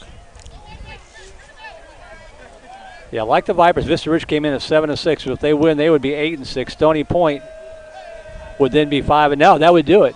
Yeah. That would knock Stony Point out. Really? Okay. Because they'd be 5-7. The best they could do is 7-7. So if Vista Ridge wins, they would clinch a playoff spot if the Vipers lose. Big night in baseball right now with 2 clinches. But isn't it fitting the last game of the real season? And then, obviously, some teams have some makeup games to play. 1-2 to Schronk. And who knows if they make them up. You know, it might, if they don't affect seeding or anything like that, they probably will not make them up. 1-2 pitch. Swing and a miss, strike 3. And if that was the final pitch of Christian Oakrome's high school career, how fitting is it, John, that it goes out in the strikeout? So as of right now, he leaves the field with 96 strikeouts on the season, which is quite an accomplishment. And if Christian, that's the last time we see you out here in the Viper uniform, thank you for the memories. Yes, sir. We look forward to following you at Georgia Tech. Goes to Christy Kennedy. But the Vipers going to score at least 3 runs here in the 7th inning and keep the season alive. $1 gift certificate at the concession stand. Turn it up. Landon Schroeder's favorite teacher of all 9 strikeouts on the night for Christian Okerholm. Hopefully he'll get a chance to come out and pitch the 7th inning. Exactly.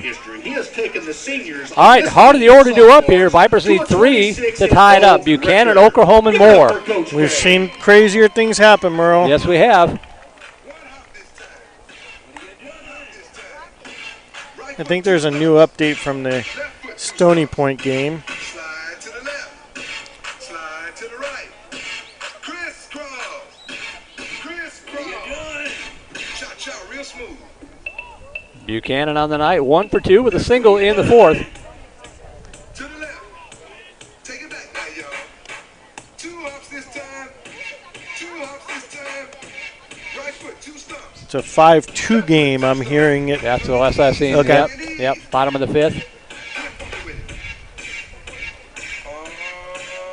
So 3's a magic number. Vista Ridge leading by 3. The Vipers trailing by 3. We don't have a new pitcher in. Someone's checked into the ball game for Round Rock because the umpire just looked up. Who's pitching number 19? It's still McGlumphy on the hill. Yeah, I was going to say there's no way they'd pull him.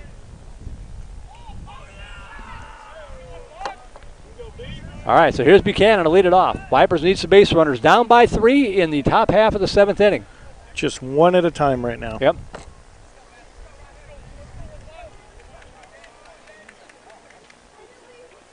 And first pitch in at the letters, call strike 1 to Buchanan. How many hits has McGlumphy given up tonight? 1? Just the 1 by my count. Yep. And this is the guy that had it. He's walked 2. Tap foul and scatters the Dragon dugout. Coach Carter saving his players over there. Pretty good on. That was a I good throw. was just going to say, and wow. could still bring it. Obviously still a batting practice thrower in his day over there. You might ice it for a few hours tomorrow, but what I throw. No balls, 2 strikes here to Buchanan. Boy. Yeah. Just got a piece of that one. Out of the catcher's glove. What you don't want to see right now is Round Rock celebrate the district championship on the field and then at the same time get the news that Vista Ridge just won. That would be, pouring salt in the wound? Yes, it would. I think I might just scurry out to the car real quick if that happens. 0-2 pitch. That ball drilled. Just fouled just a little bit out in front of it. Did a good job battling there. I'm telling you, Buchanan is going to be a player. Took the words out of my mouth. I'm looking forward to seeing him next year. My son Grant called it a couple years ago. He saw Braden hitting out at some sports complex in Dripping Springs and up high, came home and said, Dad, Vandegrift's got a good one coming through. Yeah. And this was 2 years ago. I think he's in 8th grade. 1 ball, 2 strikes to Buchanan.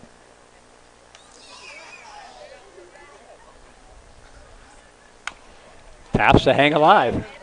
Good at bat here for Braden Buchanan.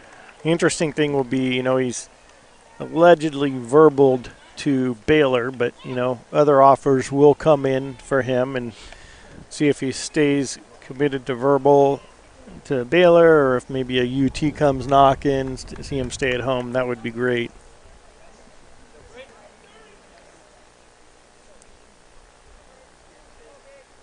One ball, 2 strikes. Ground ball left side on the left field for a base hit. The Vipers are alive.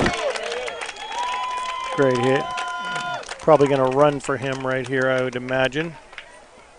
Maybe not. At bat number 29, Christian Okerholm. Here's Okerholm stepping in 0 for 2, and going to be coming in again is Thomas Allen. So you got nobody out, leadoff man on. Just probably going to take it station to station right now. I don't see McGee trying to do anything too fancy. Right. Especially with 3, 4, 5 coming up. Yep, let the sticks do the work.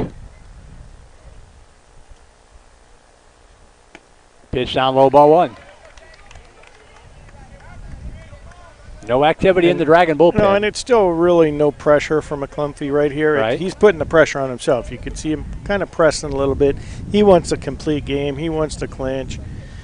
He's got a runner on first, and that runner.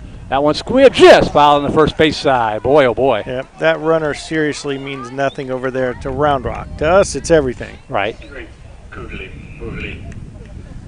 Christian did a great job of battling inside out on that and almost got it as Coach Carter's bringing some balls in. You don't see that too often. I'm thinking he had a couple words for the umpire about something right there. Otherwise, he'd have one of the 10th or 11th men on the team run that in. You could see him kind of say something. So never an opportunity wasted. Nope.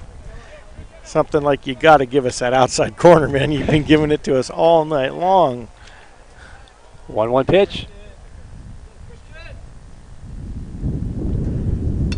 Popped up straight back.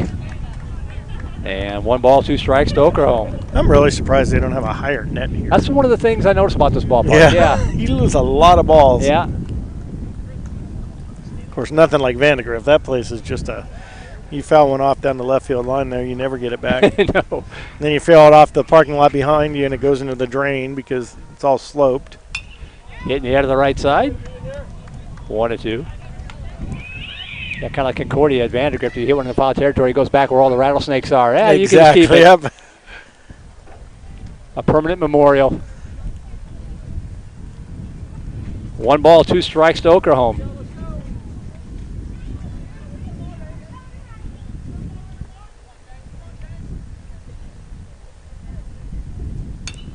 Tap foul, good at bat here. Trying to get aboard to get the tying run to the plate. That's quick cans there too by Christian right there. You know, that was probably a upper 80 fastball up and in, and Christian did a great job of fouling it off.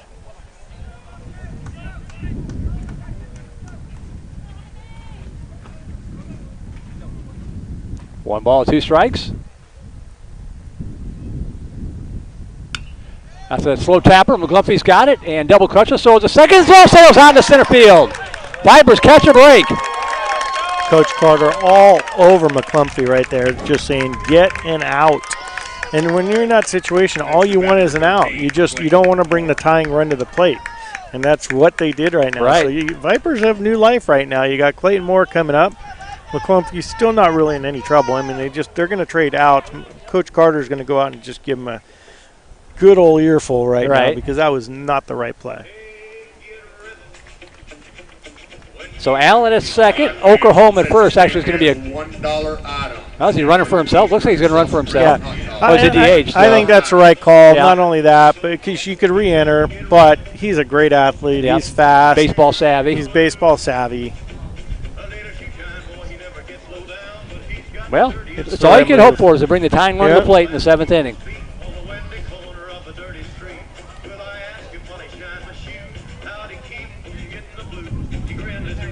And they're talking to the ump right now about just letting Christian run. I was going to say the ump's giving him plenty of time out there. He's definitely not taking the straight path to the mound. Oh, we're only, 96 minutes long. This has been a fast-moving ball game. I told you. I mean, with these two pitchers, it's everything that you expected.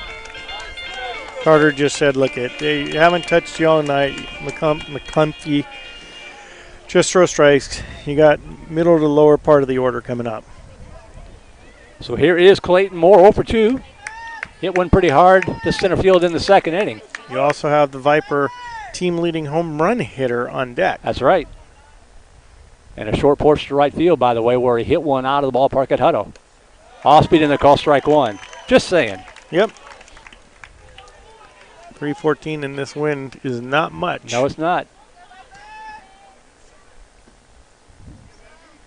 No balls, 1 strike to Moore, and time is called.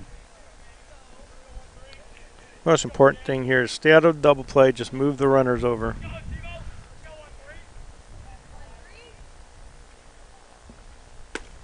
Missed out. Oh, they call that a strike. That was way outside.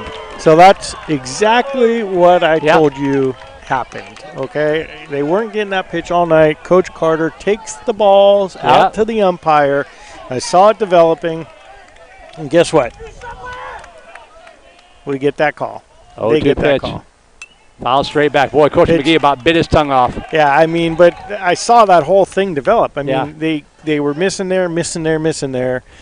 When do you see a coach bring an umpire a baseball? Okay, he has a few words, and then they go right back there because McCumphy is hitting his spots all night long, and they get the call. 0-2 pitch.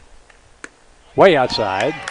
Little Bronx cheer from the Viper fans. It's a little games inside the games. Mm-hmm.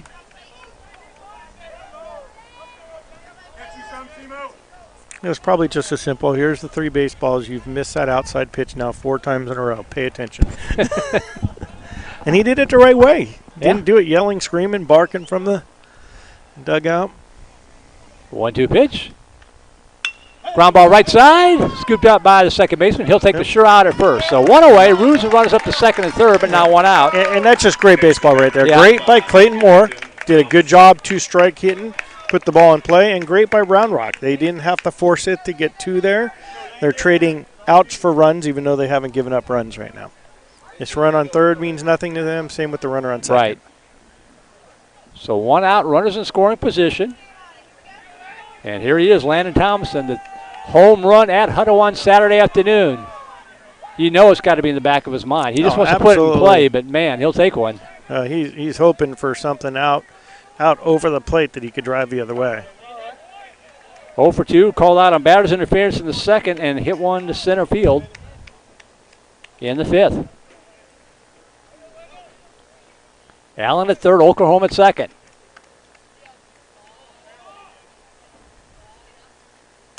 Had a cut, fouls it straight back, strike 1. Much. And Oklahoma just needs to be smart out there too. The Round Rock's savvy baseball team, they could put on a blind pick here or something backdoor, and you don't want to be the second out there at second base. To be a bug in the wall in the conversation between him and Thomas Soto, the shortstop. I know, right? 0-1 pitch. Ground ball up the middle. That's what they said. That's going to score 1 for sure. They're going to hold up Oklahoma station to station. The Vipers are on the board, 3-1. Runners at the corners, 1 away. Good piece of hitting by Landon Thompson. Great piece of hitting. And again, brings up Josh Masonoff. This is who you want up in this situation, a solid left-handed hitter. Vipers are right back in this thing, Merle. Got 1 out, runners on first and third. Now the question is, did they pinch run for Thomason? I'll try to see when he turns around here. Because you probably want to.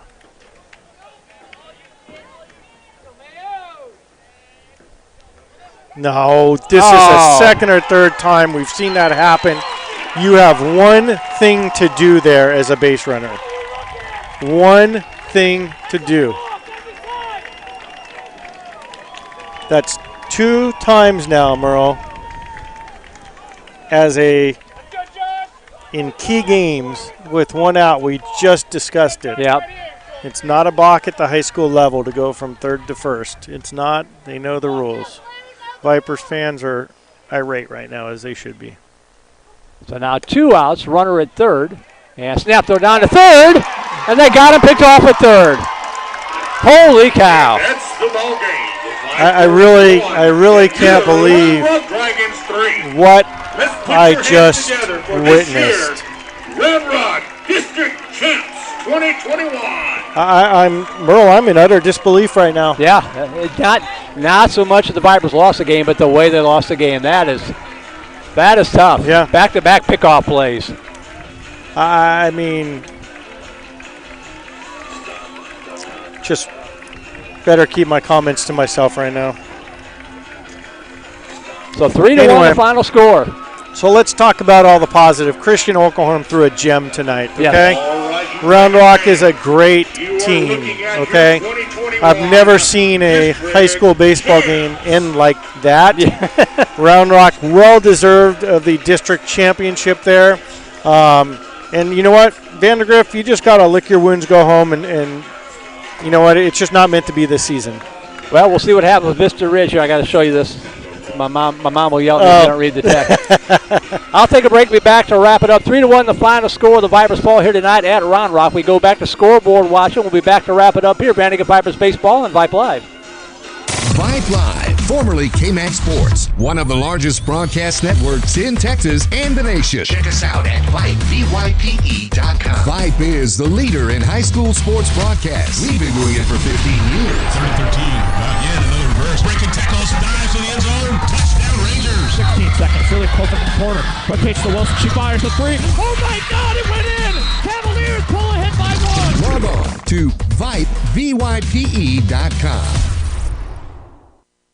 Do you love the game of football? Wish you could be part of the action? Then become a football official. The Austin Football Officials Association is actively seeking new members to officiate games all across Central Texas. The Austin Football Chapter of TASO, the Texas Association of Sports Officials, provides a 2-year training program for new members. Taught by a crew of veteran officials, these training classes meet each Monday night from July through November and include classroom and on-field instruction. You don't need to be an ex-player or a coach to become a great official and have a memorable officiating career. As our officials will tell you, working around student athletes at all levels of football is gratifying.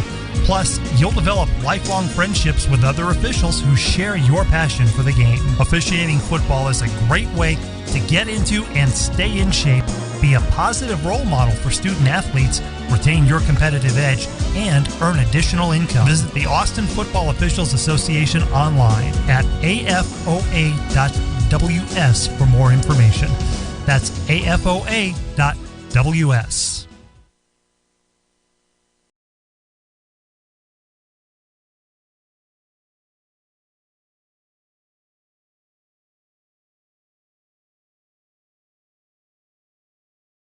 Swallow final. The Vandega Vipers falling on the road here at Round Rock. Merrill Birch and John Pussell back here to wrap it up.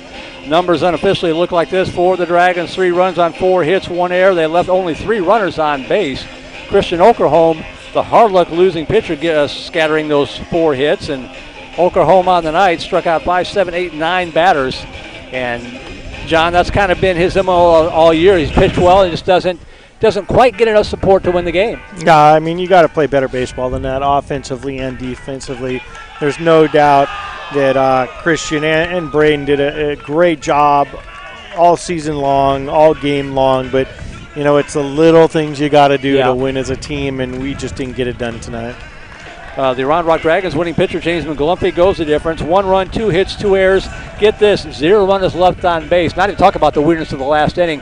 To leave nobody on base kind of shows what kind of command that McGlumphy had here tonight. He kept the Vipers off balance. No, he did, and he was in control. I told you that from game 1, inning 1.